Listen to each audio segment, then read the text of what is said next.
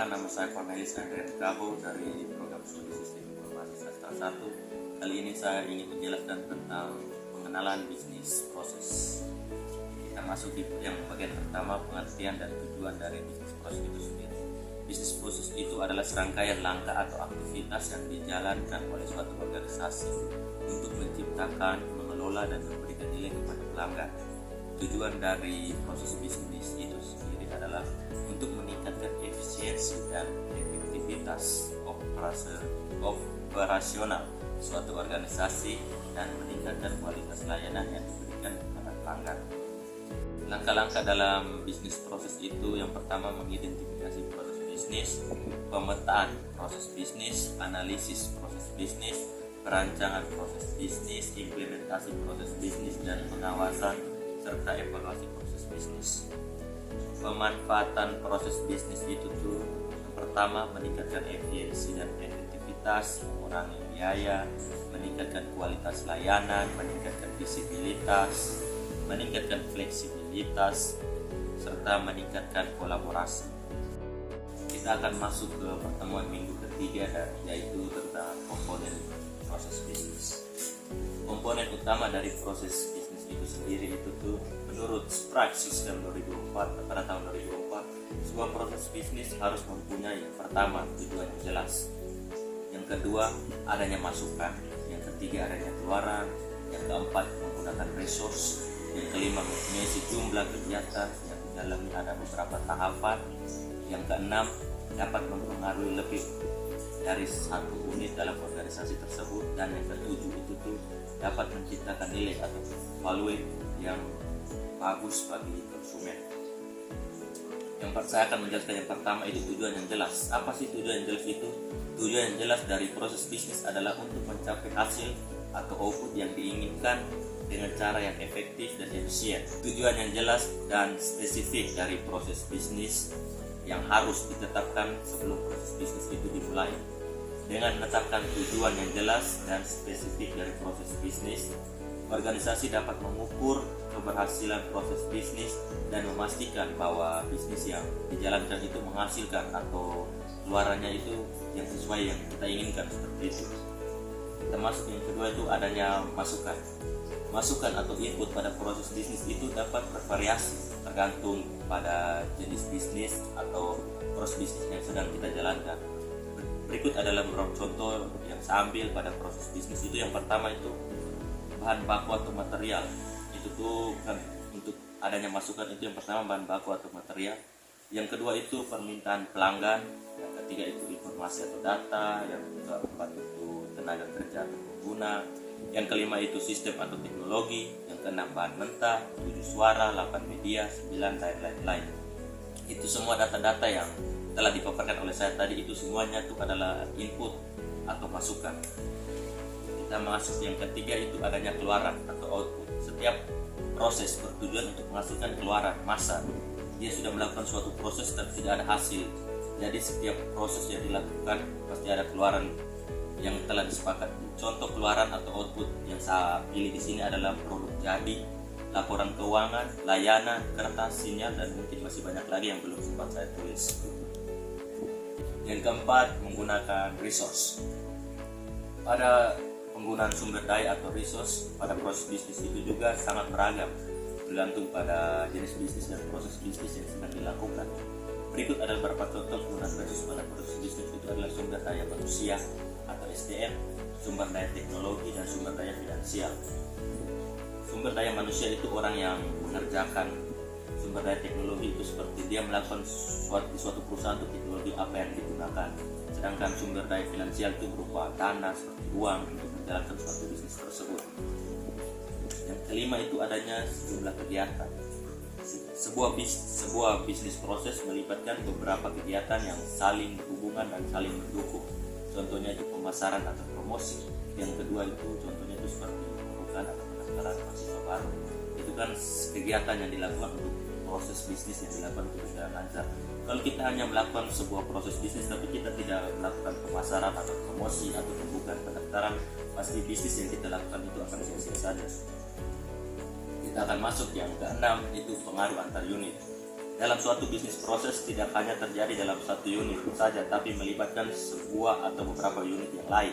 Contohnya itu penerimaan mahasiswa baru, artinya sekolah. Contohnya kampus kita Stiko Balikpapan bekerjasama dengan mahasiswa baru. Dan yang kedua itu penjadwalan. Setiap proses yang dilakukan itu harus menggunakan penjadwalan yang bagus agar proses yang dilakukan itu berjalan dengan lancar. Kita masuk yang ketujuh itu menciptakan nilai bagi konsumen. Sebuah bisnis proses yang diharapkan itu tuh dapat memberikan manfaat atau perbaikan layanan kepada penerima layanan tersebut. Contohnya itu seperti mahasiswa atau pelanggan. Jadi Stikom wajib memberikan manfaat yang baik pada mahasiswa yang belajar pada kampus tersebut, atau juga yang kedua itu pelanggan. Setiap bisnis dilakukan dan memiliki pelanggan, kita sebagai yang bisnis harus membuatkan kepuasan tersendiri kepada pelanggan. Untuk menciptakan nilai bagi konsumen itu tersendiri itu kita mendapat keuntungan. Untuk yang pertama itu menghasilkan laba. Yang kedua itu untuk menunjang keputusan. Kita masuk di jenis-jenis proses bisnis. Jenis-jenis proses bisnis itu terdiri dari 3. Yang pertama itu bisnis proses operasi. Yang ada di dalam bisnis proses operasi tersebut itu terdiri dari iuran prosedur atau aturan bisnis. Yang kedua itu dapat dituangkan dalam activity diagram. Yang ketiga itu rangkaian event operasional melibatkan manusia, peralatan, unit organisasi, kebijakan dan prosedur. Biasanya berkaitan dengan penyediaan barang dan jasa. Yang berikutnya itu bertujuan menyelesaikan pekerjaan organisasi. Itu semua itu termasuk dalam bisnis proses operasi. Yang kedua itu bisnis proses informasi. Yang dimaksud dari bisnis proses informasi itu apa saja? Yang dimaksud dari proses bisnis informasi itu melakukan pencatatan data, pemeliharaan data, penyediaan informasi. Yang kedua itu melibatkan manusia, peralatan, otoritas, unit organisasi, kebijakan dan prosedur. Yang berikutnya itu bertujuan sebagai pendukung operasi dan manajemen dalam menjalankan fungsi organisasi. Yang kelima itu analisis masukan, berikutnya analisis keluaran, input harus ada output, begitupun sebaliknya, dan dapat menggunakan PDF atau data flow diagram.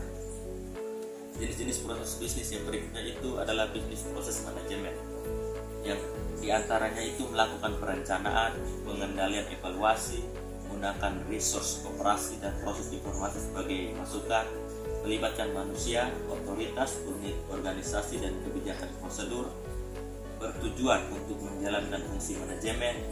Setiap output yang diserahkan atau disajikan kepada pihak manajemen itu harus memiliki kepentingan atau guna pengambilan keputusan. Kita masuk di yang berikutnya itu tentang dokumentasi proses. Berikut adalah langkah-langkah untuk mendokumentasi proses bisnis. Itu yang pertama, identifikasi proses bisnis yang didokumentasikan. Jadi kayak sebelum kita mendokumentasi bisnis itu, kita harus mengidentifikasinya terlebih dahulu sebelum kita mendokumentasi dan diserahkan. Yang kedua itu kita buat dalam diagram alert atau flowchart. Kita buat susunan flowchartnya dalam bisnis yang telah kita jalankan tersebut. Yang ketiga itu evaluasi kinerja. Jadi kinerja kita dalam perusahaan itu harus setiap bulan atau mungkin tiap tahun sekali itu harus kita lakukan evaluasi kinerja agar kita tahu komponen dalam proses kita itu seperti apa gitu. Dalam melakukan dokumentasi proses bisnis tersebut, kita harus pastikan bahwa semua dokumen yang dibuat itu tuh harus terus diperbarui dan disesuaikan dengan perubahan dalam proses bisnis itu. Selain itu, pastikan bahwa semua orang dalam organisasi tersebut memahami, mengikuti prosedur yang sama agar tidak terjadi kekeliruan dalam organisasi tersebut. Oke teman-teman, kali ini kita akan masuk di contoh studi kasus. Contoh studi kasus yang saya ambil kali ini itu tentang pembuatan sepatu olahraga. Contoh studi kasusnya itu seperti ini. Di suatu perusahaan pembuatan sepatu olahraga, para pekerja memiliki proses produksi yang terdiri dari beberapa tahap, antara lain pemotongan kain, penjahitan, perekatan sol, dan terakhir finishing. Semua itu dilakukan di ruangan produksi. Proses produksi ini memerlukan beberapa sumber daya seperti mesin jahit, gunting, kain, lem, bahan-bahan baku seperti kain, sol sepatu, dan bahan perekat atau lem. Perusahaan ini selalu menghasilkan sepatu olahraga yang berkualitas tinggi dan dapat dijual dengan harga yang kompetitif di pasaran. Jadi yang akan kita tentukan bersama di sini adalah tujuan dari studi kasus yang kita bahas tadi itu apa.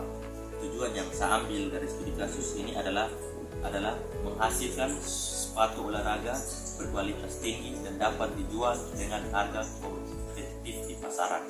Terus inputnya apa? Input yang saya ambil di sini adalah kain, sol sepatu, dan bahan perekat. Terus outputnya apa? Ya, jadi dari input seperti kain, sol sepatu, dan bahan perekat itu inputnya adalah sepatu olahraga, karena studi kasus yang kita bahas ini adalah pembuatan sepatu olahraga. Terus kita masuk di resource di sini saya ambil pekerja, karena di sini yang dijelaskan di studi kasus ini hanya pekerja. Terus unit di sini adalah ruangan produksi, karena pembuatan sepatu ini terjadi di ruangan produksi. Terus kita masuk ke proses dalam pembuatan sepatu tadi. Itu tuh yang pertama itu pemotongan kain, itu adalah proses penjahitan, proses perekatan sol, dan terakhirnya finishing, itu adalah proses. Value, kita masuk di value di sini adalah berkualitas tinggi dan dapat dijual dengan harga yang kompetitif di pasaran. Terima kasih.